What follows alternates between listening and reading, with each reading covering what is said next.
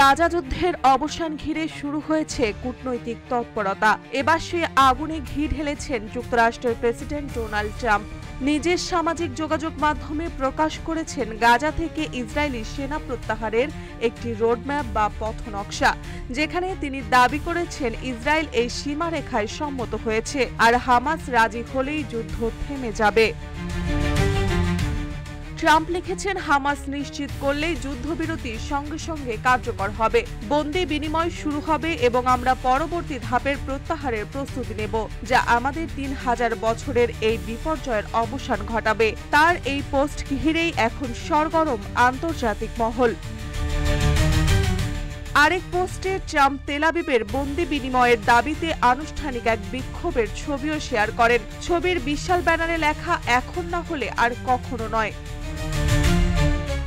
রোববার কাতার, জর্ডান, সংযুক্ত আরব আমিরাত, তুরস্ক, সৌদি আরব, মিশর সহ 8 মুসলিম দেশের পররাষ্ট্রমন্ত্রীরা এক যৌথ বিবৃতিতে হামাসের এই প্রস্তুতিকে স্বাগতম জানিয়েছেন। তারা ট্রাম্পের উদ্যোগকে সম্মত জানিয়ে গাজা থেকে ইসরায়েলি সেনা প্রত্যাহার ও ফিলিস্তিনি কর্তৃপক্ষের প্রশাসনিক পুনরাবর্তনের আহ্বান জানিয়েছেন।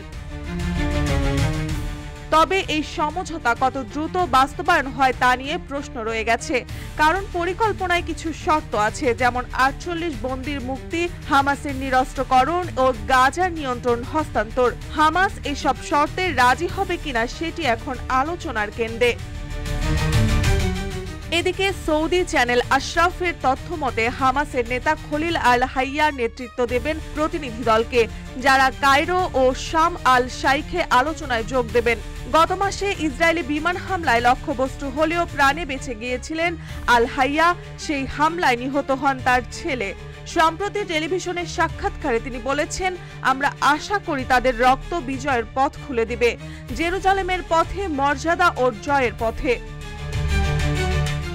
ট্রাম্পের প্রস্তাবে এখন নতুন আশার আলো দেখছে কূটনৈতিক মহল।